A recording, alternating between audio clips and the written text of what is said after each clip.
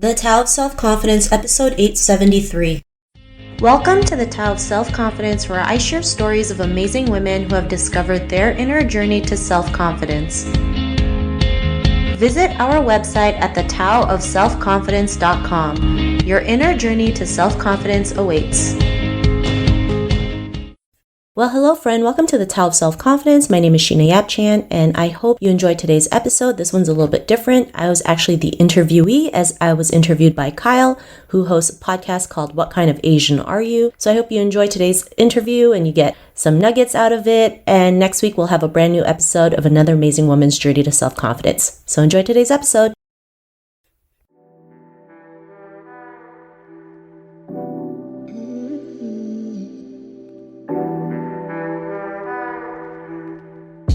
Hello listeners, welcome to What Kind of Asian Are You podcast, a podcast featuring conversations about being Asian.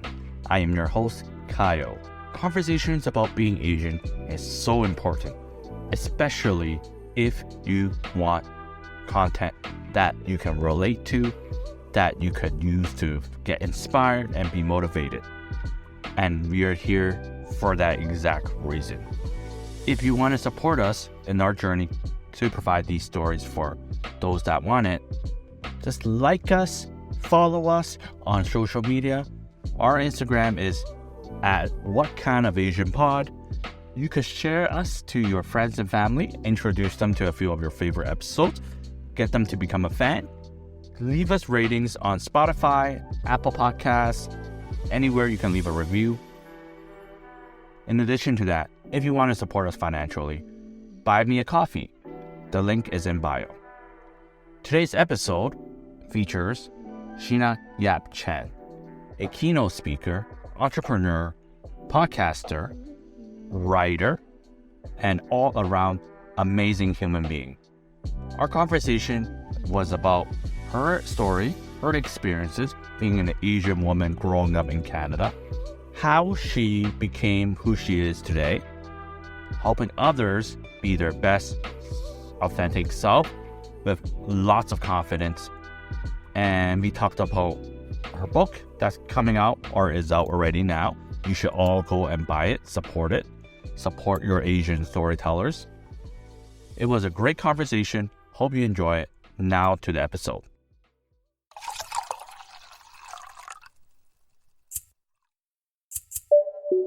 Today, special guest as usual, but this time it's like literally someone I've been wanting to have on. I think I've been saying that a lot this season, but honestly, it's been such a blessing to have the people that I want to interview, have a conversation with, agree to coming on the podcast. And without further ado, I have Sheena Yap. How are you doing today? Hey, Kyle. Thank you so much for having me. It's such an honor to be here today. And, so glad we got to meet a couple months back in person in downtown Toronto. So, yeah, super excited to be here. Such an honor to be a guest.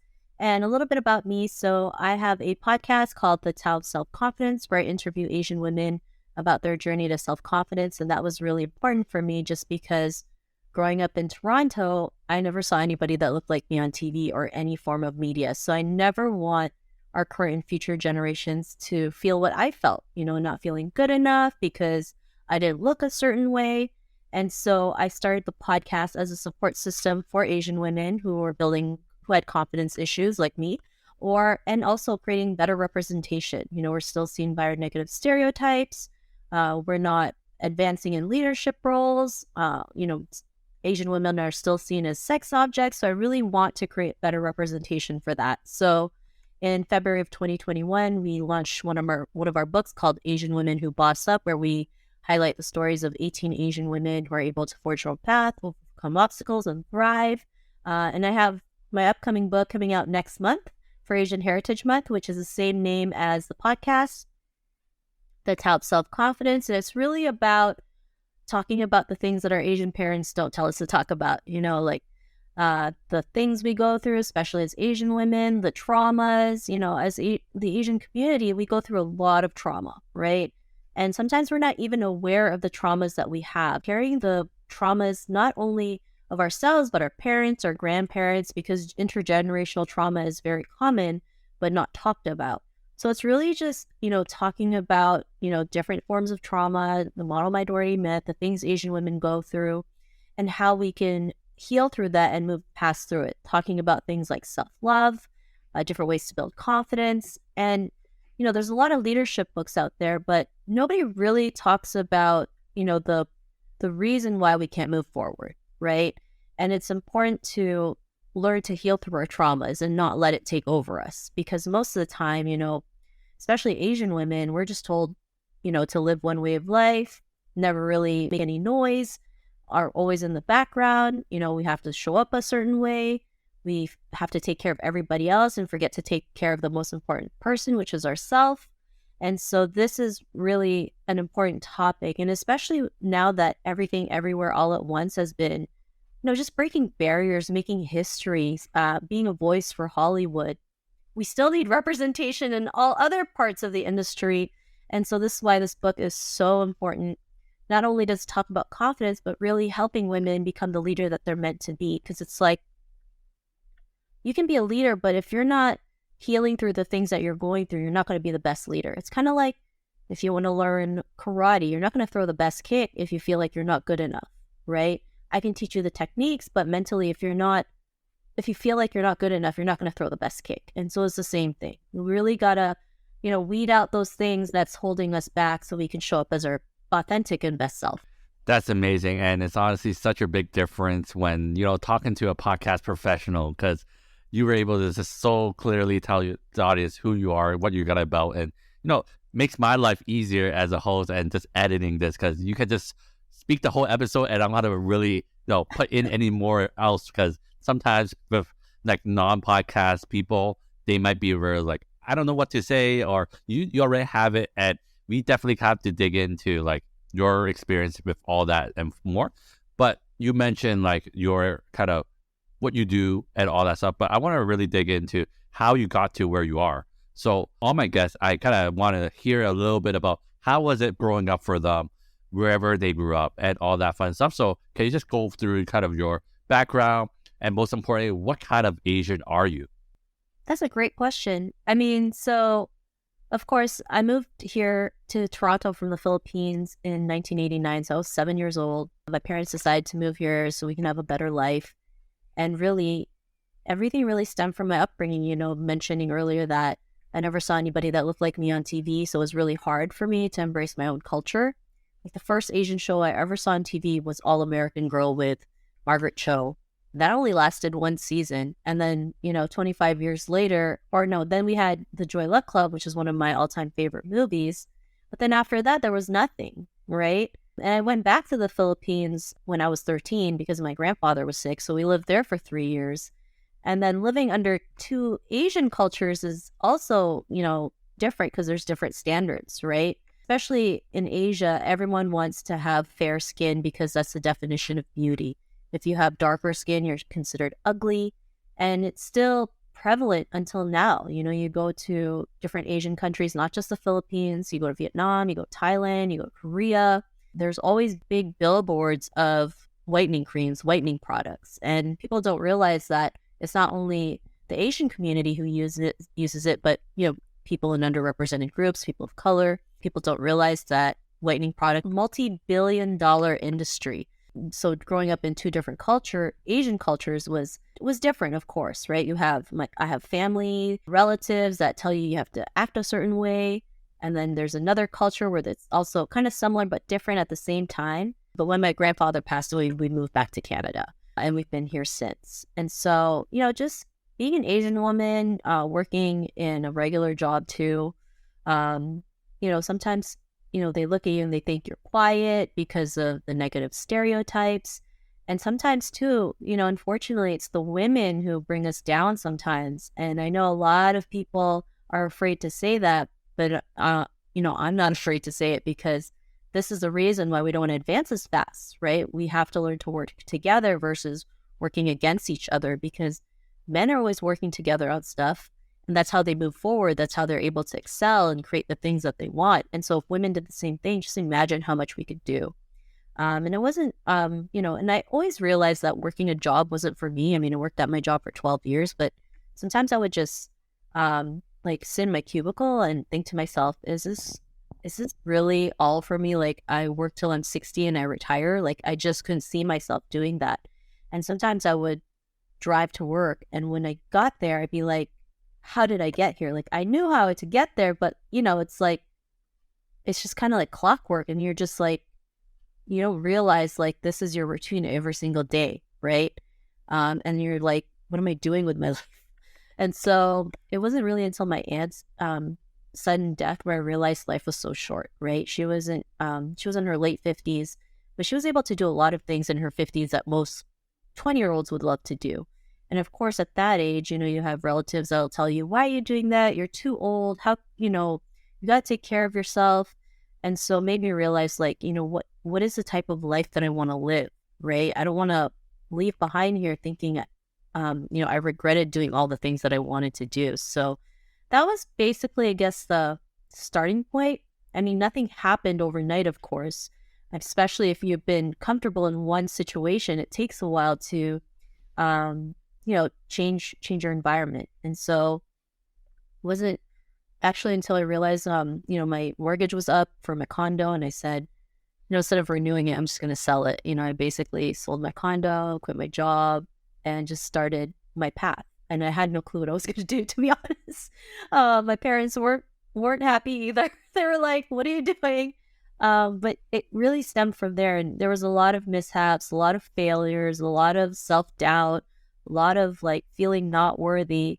And so people, sometimes they see you on social media and they think, oh, you have it all figured out. Oh, you're so confident. But that's not how it works. There's days where you're just like, what am I doing? What did I get myself into? There's days where you're depressed. There's days where you're not confident. Like it's literally a roller coaster. Yeah, you can pick your own time, but sometimes you could be working 24 hours straight in a day, right? And, doing this path is not easy, right? Trying to make a voice for Asian women, there's a lot of people out there who complain they want representation, but yet do nothing about it. And of course, if we want representation, it really has to start with ourselves doing the work, even if it means we don't know what we're doing, even if it means if we're starting from zero, we have to start somewhere so that we can create that change that we want. So, I mean, this it's been a crazy ride for sure. There's days where I've wanted to quit. There's days sometimes I would sit back and be like, is this something that I really want to do? Right? Is what I'm doing even making a dent? Does it make sense? And, that's normal because, sometimes we don't know what we're doing, right? But we're capable enough to figure things out along the way. And most men do that, right? They just figure it out along the way. When you ask them, how do you do that? Most of the time they're like, I don't know, but they just make it happen. And if women just did the same thing, just kind of just make mistakes along the way, ready, fire, aim instead of ready, aim, fire, we'd accomplish so much more. I mean, I go out there, I reach out to people, I reach out to communities, and there's days where I'm like, this is depressing. When you get ghosted or you get rejected, but I realize if I don't take any action, then nothing happens. And then I focus on the people who do respond, and you'd be surprised what could happen, right? I know sometimes as women, we've been conditioned to like not make the first move. Hollywood doesn't help either when you have like Disney movies who will tell you that Prince Charming is going to come and save you. And in reality, there's no Prince Charming that's going to save you. And it doesn't help too that as women, we shame each other, right? They're like, oh, how dare she do that? That's so unladylike. And so this is why sometimes it can be difficult. But when you work on yourself and realize, those you can learn to just keep moving forward. I mean, that's when results happen, right? It's all about taking action, making results, failing forward, knowing that you don't have to show up perfect. It's okay to show up messy. I show up messy all the time. That's amazing. So much I'm just like absorbing, like, oh, I need to do that more, or like everyone needs to know this. But the question I've been having as you're talking about like your journey and such is your original beginning in terms of your relationship with your kind of role to the confidence you have now. Because from the outside looking in, of course, like you mentioned, there are days where you're not confident at all, or you're dealing with stuff. But on the surface, you are very confident, or at least you understand the concept of self-confidence, self-esteem, all that stuff that you can apply so that you can get the things that you want to get started or done. So what was it like at the beginning when, confidence is like something you build on as you grow up? So how was it for you in terms of your understanding of it from the beginning to where you kind of be like, you had that switch where it's like, Yep. oh, confidence is this. I need more of it, how I can approach it so that I could accomplish what I want to do. Yeah, that's a great question. Honestly, when I first started building my confidence journey, I always thought there was one way of being confident. When you grew up in a culture where you're only doing one way of things, you would think the same thing about self-confidence. So I thought you had to be loud and boisterous and be out there. But really being confident is just being okay to show up as your true self. You can be an introvert and still be confident. And that took a while, right? Because people don't teach this at school. They don't tell you to be your true self or to show up as your authentic self. And so you're not sure what you're doing half the time, right? But being able to interview so many Asian women and hearing their stories and realizing we all go through similar things. It's just a breath of fresh air, and people crave for more authenticity. People are sick and tired of seeing filters and perfection because it's not relatable. And so it's really just being able to be vulnerable and showing up as your true self and being okay that you're not perfect, right? And, being able to love yourself unconditionally, the good, bad, and the ugly. And so confidence is something that you work on every single day of your life because there's going to be new challenges, new pushback, new setbacks, new environments that we have to learn to adapt. I mean, I think the pandemic was a big example of like adapting to something that we didn't know was going to happen, right? I literally thought it was going to be the end of the world, honestly. I was ready to just watch K-dramas all day and eat junk food. But, we have to work on that every single day, especially as we're growing. There's going to be new things that we're going to encounter and be like, why is this happening to me? And instead of saying, why is this happening to me? It's like, there's a reason why you're in this position. It's going to help you grow. There's going to be a lesson to it. There's always something that you can learn or gain from it. And so, yeah, just being able to realize that there's so many ways to build confidence. There's not just one way, right? Because every single person is different. What may work for me might not work for you and vice versa. And that should be okay because we're all different. I remember one time, I tried meditating, like, I'd put audio on and I would sit on my bed and be closing my eyes and going, and then I would just fall asleep. And I did that like 20 more times and it was just a hot mess. So I was like, I just realized it's not for me, right? And for me, like, I like to jog outside. I like to be in nature when the weather's warm, of course. That's where I can feel like I can dump all my thoughts. I feel good. I'm ready to take on the day. That's my form of meditation. So being able to find different ways that works for you is really important because if it's not going to work for you, then it's not, right? Like you're not going to try your best to learn it if it's not that method for you. So those are some of the things I've learned along the way. And as we keep, moving up, there's always going to be different challenges. There's no such thing as smooth sailing. And sometimes, there's days where shit hits the fan and you're like, okay, how can we move out of this? What can we learn from this? What could be our next step forward? For sure. And there's a couple of things that you mentioned just now where it's like, I just thought it was curious to know more about is where you mentioned like, oh yeah, there's a certain way to be confident, which is to be loud, boisterous and all that stuff. Was it something that you kind of felt coming from family in terms of them be like, you need to be more confident or whatever it may be? That's how you be confident? Is that how you feel that's what confidence is, or is it just everywhere around you that made you feel that way? And were you like introverted? That's why you had this kind of, where it's like, I don't know how to be confident in a way that still remain true to yourself. Yeah, I mean, that's a great question. I think living in Canada too, right? One thing I love about Toronto is we're very multicultural. So seeing different cultures and, seeing other people being loud and boisterous and being out there, I just assumed that's what confidence was. And, I was very insecure about myself. I never felt I was good enough. I never felt I was worthy. And so, I would always want the opinion of other people. Or if I did something out there, I was always afraid of what other people would think of me. And of course, that's not healthy, right? And it took a lot of work and a lot of unprogramming to, accept myself for who I am, flaws and all. And so, yeah, it was really like, sometimes our upbringing too doesn't help because it's like you have to act a certain way, you have to be a certain way, or else you're deemed as crazy if you do anything outside of that.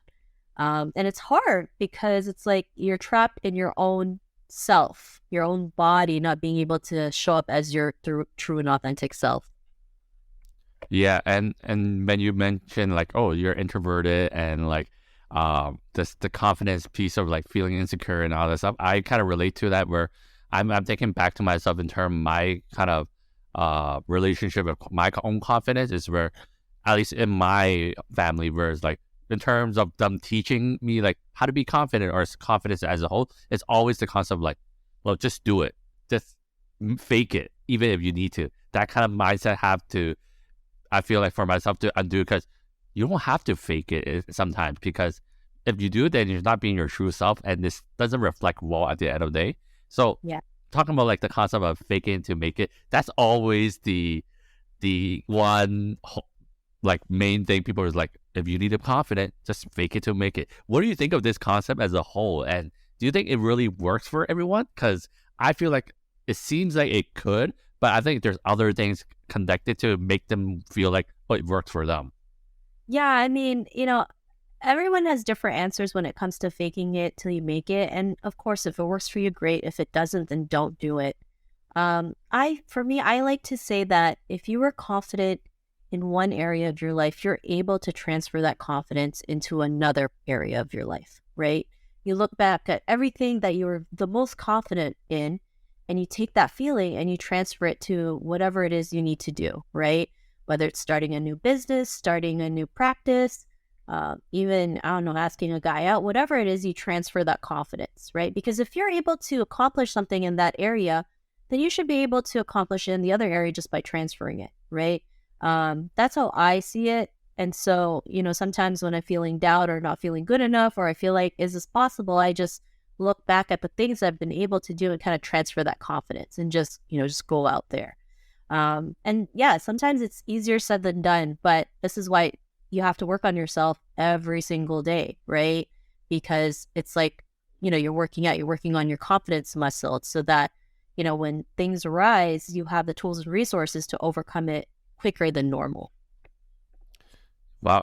And just hearing you throughout and just the stuff that you do, I could feel like, yeah, it's been a process. You did your work. You worked on yourself and get to the point where, confidence is, you live it, you practice it, and you should give off such a great vibe of confidence in terms of when everyone sees you.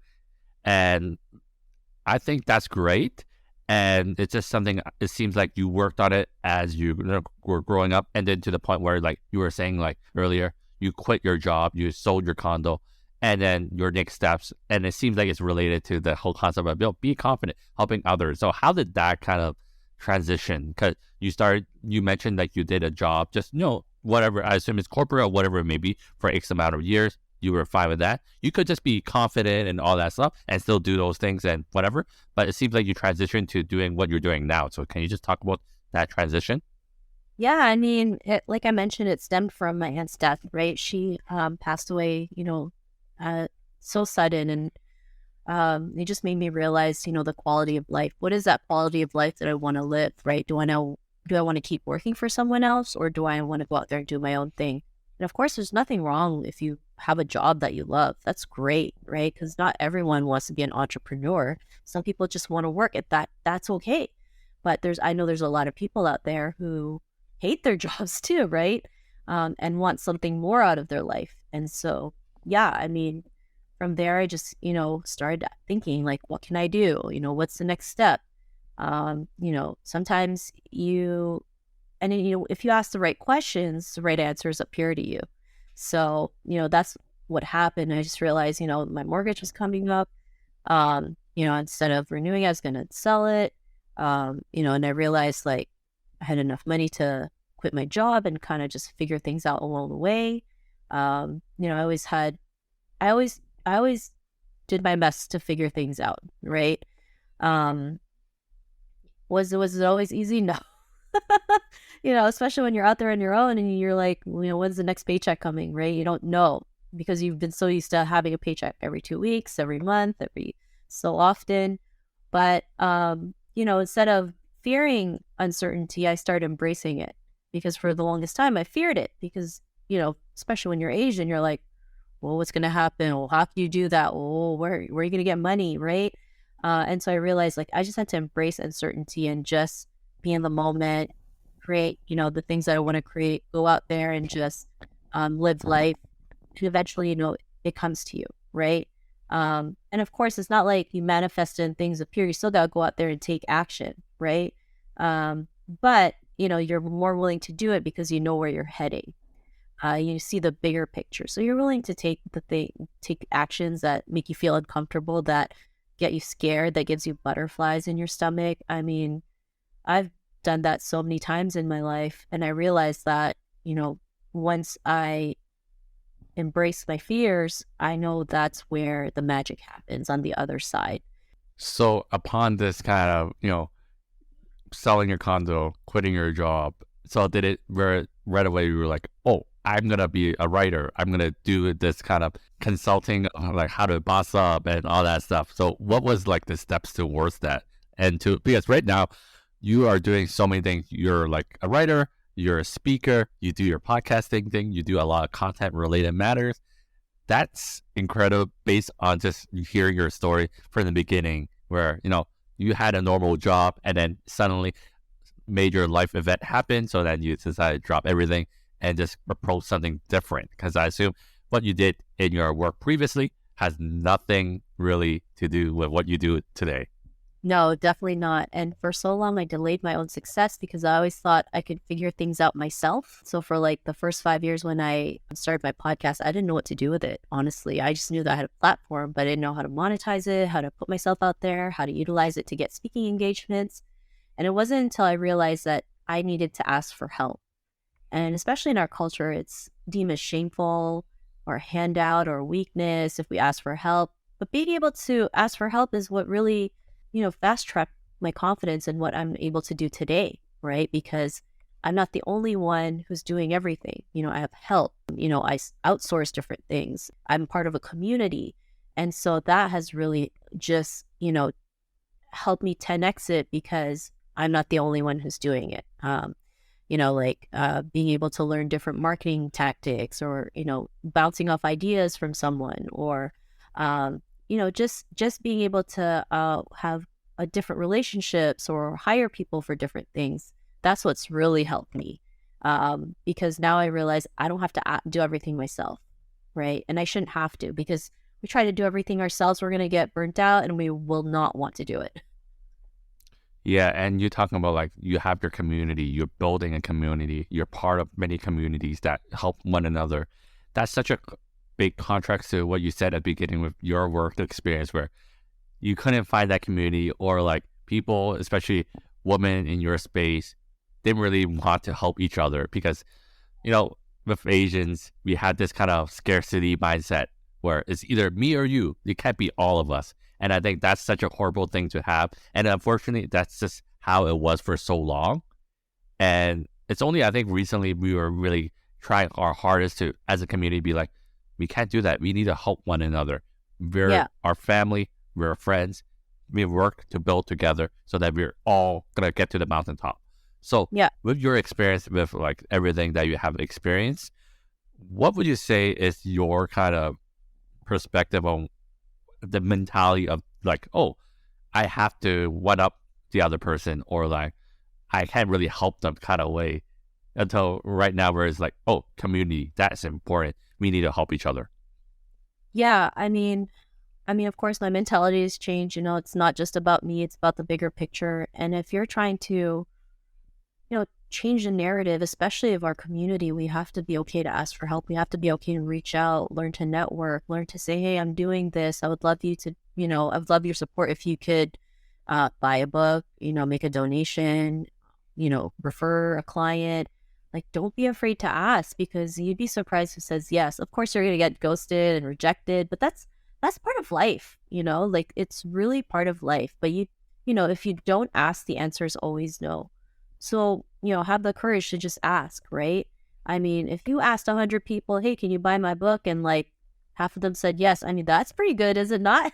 Right? If you ask for a raise and you say you need a $3,000 raise, and he's like, and your boss is like, well, I can only give you 2,500. What are you gonna say? No. That's still $2,500 just by simply asking, right? And of course, your boss is not just gonna give you $2,500 by simply asking. I mean, you can you can tell them why you deserve that. You put in the work, the company, the ROI is going to be amazing. So of course, if you give them all those reasons, they're going to be like, yeah, that makes sense, right? Like I always shared this one time where my boss was giving me a review and he raised my salary from like 50,000 to 54,000. And I said, it's okay if you can add $1,000 more because anything that ends a number 4 in Chinese culture is considered a bad omen. And even though my boss laughed at me because he thought it sounded ridiculous, he did give it to me because I asked and I gave him a reason. And of course, if anyone's listening and, they're Chinese, they know the number 4 is a bad number. Just by being able to ask that, I got a $1,000 increase, and it may not be a big number, but, that was $1,000 more dollars just by asking. That's awesome. And it's so great hearing your story because it's just, you can hear like just so much the work that you put into where you're now, where you built such a great community through your podcasting, through what you do in terms of your writing as well. Can you just talk about your feeling and experience with the community that you built, especially online? Because I could see it where you built such a great community for especially podcasters, especially for those that are Asian women in the podcasting space. So can you just talk about your kind of experience building that community up and what it's like to have that community? Yeah, I mean, of course, when I first started podcasting, there was hardly any Asian people podcasting, so I really felt alone at the time. There was like one guy from California podcasting about other Asian people, and I was like, if he's doing it, then I'm going to do it. And so, I was trying to find groups on Facebook, and every time I looked for Asian women, it was always like Asian women dating white men, Asian women dating black men, tips for dating. And I was like, is that all we're good for? So of course, I started my own group, I put Asian women entrepreneurs because I was like, well, I don't want to be seen that way. So I started that and, slowly just, started building that community, right? Where people can feel safe, where they can ask questions, where they can promote their products and services. And of course, it's going to evolve into something else as I keep doing this. But we got to start somewhere, right? Creating the podcast, creating the community, creating the groups, Instagram that, showcases other Asian women's podcasts, because like I mentioned back then, there was only like 1 or 2 people, and that, it was really lonely, right? And so I don't want, future podcasters to feel the same way. Seeing what you have done with like building that community where it's like, I follow that community, your Instagram page is like, I'm constantly seeing so many Asian women doing great podcasts. It's like, oh, I need to check that out or whatever it may be. And like, it's so nice to see like the constant support within those people in that community. Yeah. And a lot of what you have done revolved, like I said, confidence, bossing up, entrepreneurship and all that. So in regards to all the things that you do, is there something that you really, really be like, I'm passionate about this? Or is this in general anything that could help me help other women, Asian women? That's what I want to do? Or is there specific like outlet or platform that you're really like, I like doing this the most? I mean, speaking definitely is something I love doing the most, speaking for corporations and events, because there's not enough women speakers, let alone Asian women speakers. And so, just being able to build representation, having more media representation is so important. And so speaking, books, podcasts, Hollywood, that all matters, right? Because media is what enables us to change the narrative. You look at, like BTS, look what they've been able to build. Now they have fans all over the world, like literally all over the world. And it's just amazing to see then, that's the kind of visibility I want, for our community, that, we're not seen just by our cultural background, we're more than that. We're not just our stereotypes. We're way more than that. As you look at like everything everywhere all at once, it talks about an ordinary immigrant Asian woman becoming the lead and the heroine in the movie. That's huge, because usually the ordinary immigrant Asian woman is like the least visible. So I feel like from what I can hear, like representation is kind of your passion in terms of what you want to do. So what do you feel like for yourself representation is, and what is like the most ideal thing in regards to representation? Because there's always like the whole concept of like there's good representation, but there's also bad representation. So what's your thoughts on it, and how do you approach, be involved in like the movement to get better representation? Yeah, I mean, being able to show up and speak up is important. Talking about issues that aren't talked about enough, like, the anti-Asian hate, the representation of, Asian women in corporate roles, not enough leadership, all these things that we rarely talk about, we have to talk about it. We have to speak up. And it's not easy always speaking up. I totally get that. It can be scary at times, especially in the world of the internet. There's a ton of keyboard warriors. One thing, you say one thing, and you might get canceled. I totally get it. It's not easy. But we got to go out there and, show up and speak up. And if we make a mistake, we just apologize for it, right? That's it. Like, if I make a mistake, I'll apologize, because there's no point trying to say like, well, you're wrong and I'm right. It doesn't do anything, right? If you make a mistake, you just apologize, and people appreciate that. Especially owning up to your mistake is really important, because we're human. We're not robots. We're not perfect. And if we're not aware of these things, then how can we learn from each other? And so I think, being able to create good representation is by leading by example, right?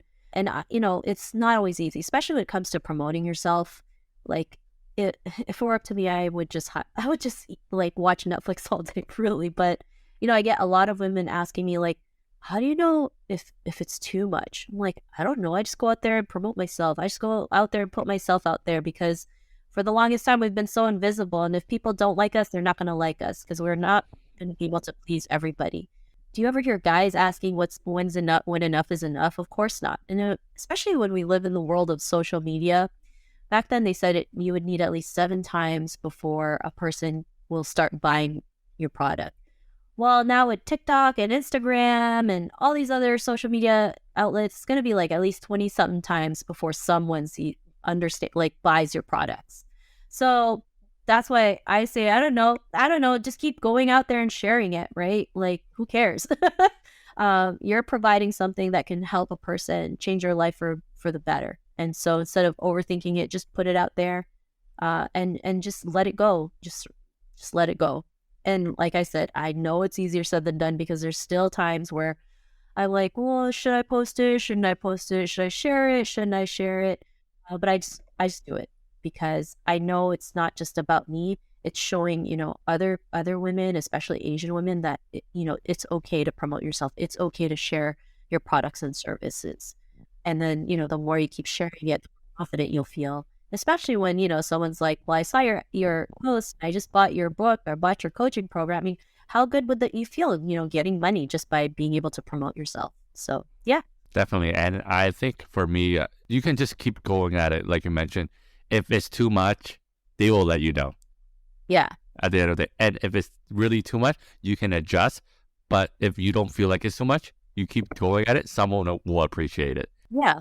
We shouldn't let our own like insecurity or like our thoughts really just stop you from doing what you really want to do. Just don't let people know, because if you know that what you're doing is correct, right, nothing's wrong with what you're doing, why stop just because people don't have the same wavelength as you? Yeah. And like you mentioned, a lot of times like men, they just do it and then worry about it later. I think like for yourself, like you mentioned, like Asian women need to don't exhibit that kind of mindset a little more in terms of how they move, rather than like think of it first before they proceed. Yeah. Because I think it allows you to be like starting something on the first kind of approach, so that you aren't late for anything else. Because I think it's oftentimes, at least with a lot of Asian related stuff, is like us not taking the first step right away. If we have done so, then we're going to be so much further down the road compared to other people. Like we always like to say it's a marathon, is a journey, but you still need to be going at a quicker pace than what you think. Oh, we got to pace it out, all that stuff. There's got to be a plan. But if you could be like right away from the jumper, is like you get to the end of the finish line and you can do more, why not, right? And like we talked a lot about like your journey, just how you got upon it, and now your book is coming out. We got to talk about the book. Yeah. It's very exciting. So how is it to be a writer with a book coming out? It's awesome and nerve-wracking at the same time. Like, this is my first book with a traditional publisher with Wiley. So I had to write this book in less than 3 months so that it can launch next month for Asian Heritage Month. And, you know, not only is May Asian Heritage Month, it's also Mental Health Awareness Month. So the book, ties both, right? We talk about mental health, we talk about trauma, model minority myths. This all affects our mental health. And the Asian culture, always never wants to talk about mental health. They think it's a taboo. They think if you talk about it, something's wrong with you. If you go see a psychiatrist or a mental health professional, they're going to think something's wrong with you when really nothing is wrong with you, right? It's okay to, seek that help. If it helps you feel better, like it should be okay. And I want to be able to normalize it, right? I mean, I'm not a licensed mental health professional. So that's why I was like, go look for one. I just, been able to realize that we all go through it. I'm a mental health advocate. I think it's important to have outlets where we can feel our feelings, talk about our feelings. And I used to be someone who would never talk about feelings. I would keep everything to myself, never tell my family and friends. Now, I have a group for everything where I share what I feel, what I'm going through, because that helps me out. I can let out all the bad feelings away and bring in new energy, bring in new feelings. And so, whether it's your best friend or listening to a podcast or reading a book, these are great resources for you to work on your mindset, to maintain it, to know that, you need to keep working on it. It's kind of like when you have a car and you need to have an oil change every so often. I mean, it's the same thing. If you don't have an oil change, guess what's going to happen to your car? It's going to break down, right? Same thing with your mental health. If you don't work on it, it's going to break down. And then you're going to be way more behind than you were before. And you're going to, not feel like you're worthy enough or take the steps that you need or have the confidence. So, it's so important to talk about these things, to bring these things up so that we don't feel like we're the only ones going through it. And so, yeah, the book talks a lot about mental health, just the things we go through, different ways to build confidence, different ways to heal trauma. I mean, that I've done. So, it's all through like experiences, sharing little stories, sharing a lot of stats, sharing about our community, what we go through. Can you imagine, like, our community not only had to deal with the pandemic, we had to deal with the pandemic, our everyday life, and the Stop Asian Hate movement. So, of course, our mental health is not going to be, always at prime if we're dealing with all these things. So we definitely need, resources that we can turn to. Because we're not only dealing with one major thing, we're dealing with like three major things, especially when it comes to the anti-Asian hate crimes, reading stories, hearing things like, I mean, I just recently read that a 72-year-old woman just got punched in the face in New York. And, people in Toronto think racism doesn't happen here, which is far from the truth. I mean, it's just mind-boggling when someone says that. But it happens everywhere. And so this is why we have to speak about this, bring this up, because if no one else does it, then nothing happens. Yeah, and yeah, people definitely check out the book, get the book, so you'll learn so much from it. And I mean, like, I haven't read the book yet. I'm planning to pre-order it and get all that stuff. But then you already kind of a little context. I met you for the first time at like a podcast related event where you. I'm not saying you told us about the book, but it shares some familiar contents and whatnot in terms of confidence. And so much of what you have said in that talk was really great in terms of food for thought for me to not just be like, you have to do that, or like, oh, this is the way to go. It's for you to think of how it could apply to your life. And I think that's what I could see the book doing. But to your own kind of thought, what do you think is the biggest takeaway that you hope that people will get once they read the book and kind of have time to digest it and try to put into action in their life to help better themselves? Yeah, I think the biggest takeaway is to just learn to unlock the things that's holding them back. Be aware of that, because awareness is the most important part, right? Because a lot of us aren't even aware there's something holding us back. So, being able to ask your parents, your grandparents, if they're willing to share their story, because we know the older generation keeps everything to themselves. I mean, there's things my grandma will take to her grave. So I totally get it. But if they're able to share it, they should, right? Like we're doing something special for my great grandfather, and listening to his story, or just reading, listening to his story from my relatives, I realized, he was a great businessman. He was very focused, but it wasn't always a walk in the park. And so I realized that what he had to get through to create a successful business takes a lot of grit and persistence. And so if we know that, then we just keep moving forward, right? We don't give up, we get better. That's his motto. That's awesome. And like the book is also for sure very exciting. And the other thing that you do a lot of is, though these public speaking, these engagements for like those that want to learn more about confidence and all that stuff. And in your experience doing those talks and such, what has been your kind of biggest points that you remember people mentioning in terms of when they share their story? Because for you now, you're at a point where you're like the sister figure that they look up to, they look for advice and all that stuff. So what has it been where like when they share like, I'm going through this, that has really maybe not necessarily changed your perspective on things, but like made you really think, that's something I could look deeper into and see how I could like think of it in another way? Oh, wow. That's a great question. I think people just love knowing, like, confidence isn't always perfect. It's messy. They realize, we just go through similar things. We have fears, we have anxiety, we get nervous. And I think knowing that we go through this and we push forward, it just gives them that sense of relief, like, oh, okay, so this is just all part of the process. If we understand that it's all part of the process, we're more willing to do it, right? Sometimes, social media paints this picture like entrepreneurs, great, you get to do this, you get to drive fancy cars. Yeah, that is, that you can do that, but really, like behind the scenes, I mean, you're working your ass off, there's days where you probably forget to shower, eat. There's days where you want to cry or quit or feel like, is this where I'm supposed to be? Nobody ever talks about those things because, it's not pretty, right? It's not Instagrammable. But, a lot of people want more authenticity. They want to know the truth. And so being able to share those things, I realize, okay, well, I know this is what I have to do, and I just go out there and do it. Like if I know that this is what happens, then I'm more willing to do it. I'm going to be like, okay, now that I know this is what I have to do, I just go out there and do it, right? Now I know there's going to be pushback. I'll go out there and do it so that I can get over the pushback. If I'm going to get 1,000 no's, I'm going to get a head start now so I can get those 1,000 no's out of the way and start getting the yeses.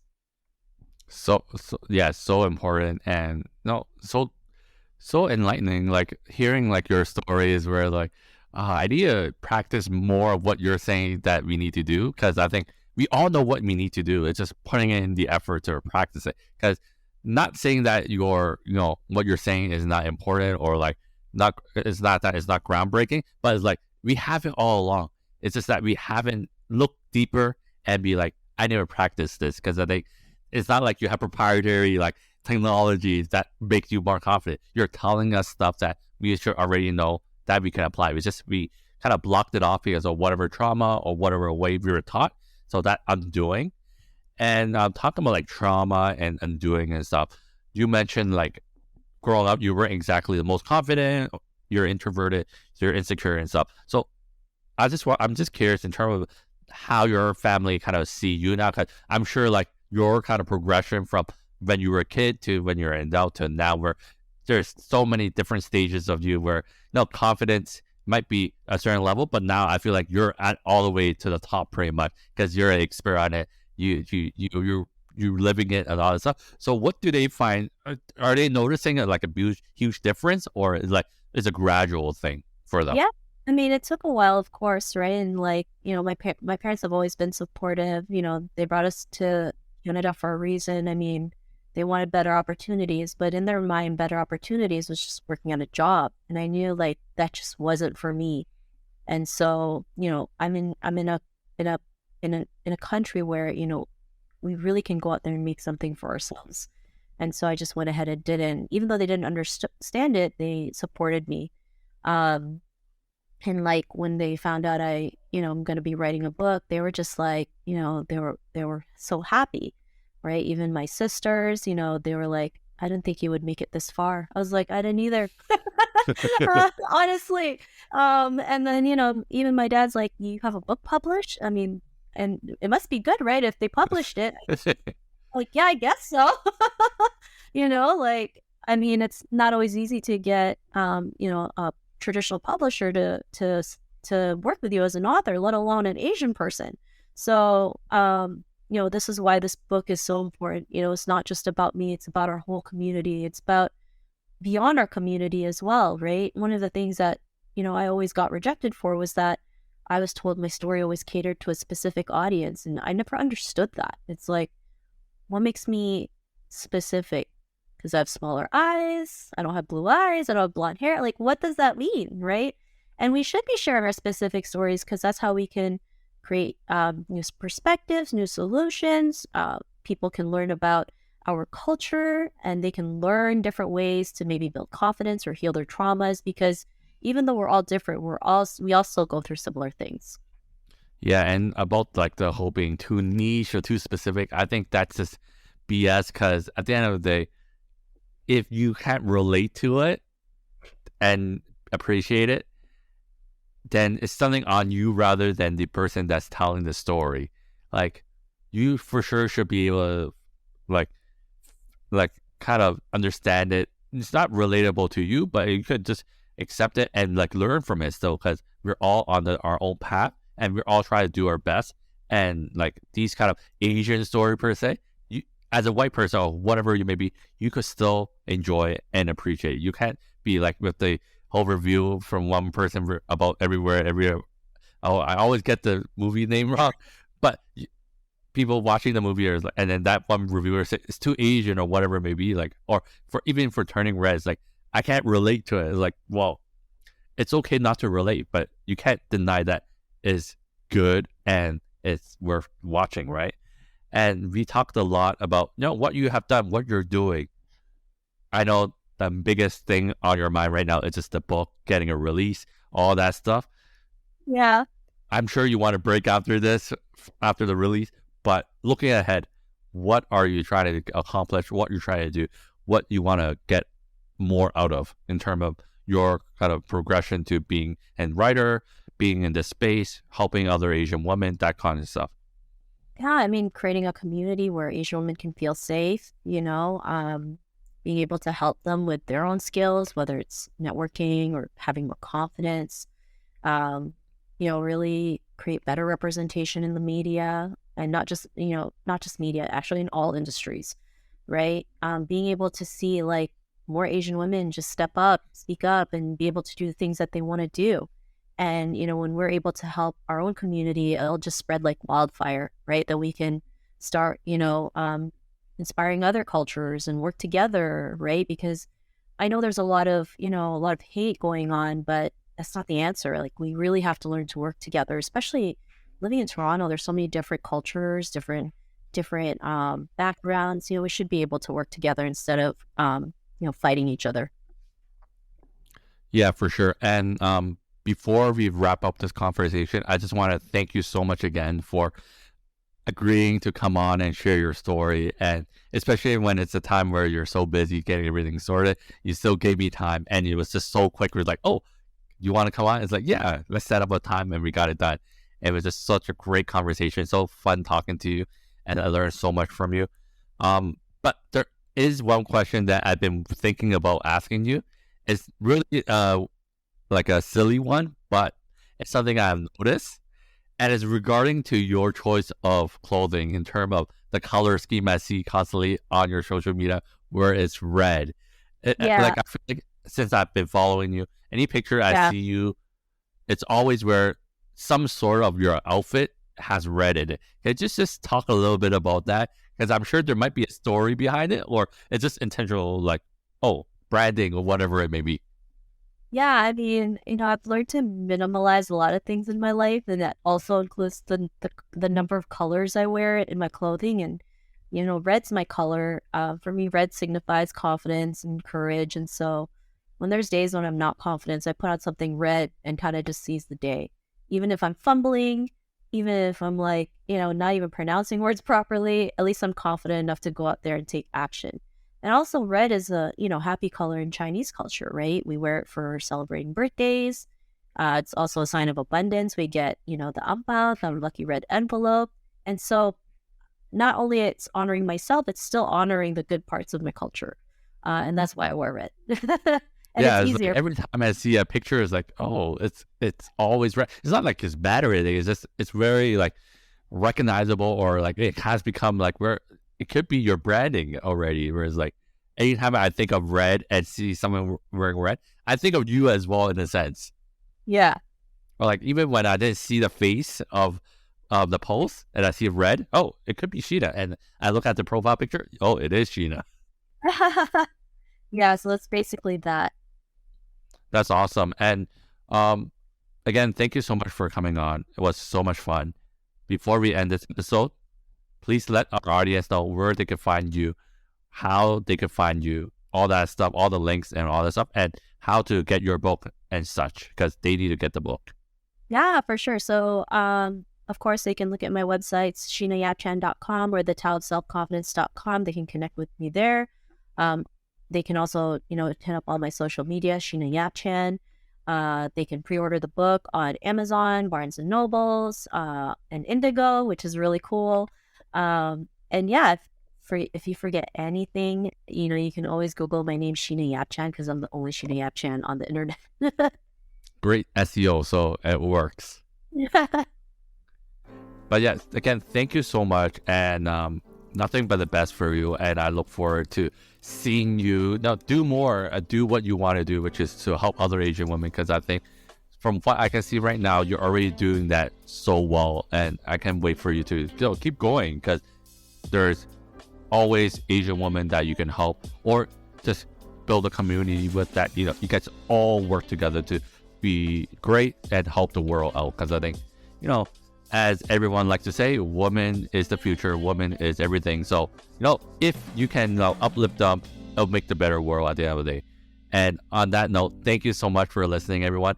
Have yourself a good day, and go support Sheena and all that she does. And till next time, bye-bye. Thank you for listening to What Kind of Asian Are You? We hope that our conversations about the diverse experiences and perspectives within the Asian community have been enlightening and thought-provoking. Don't forget to follow us on Instagram at What Kind of Asian Pod for updates and behind-the-scenes content. And if you enjoyed the show, please leave us a rating and review on Spotify and Apple.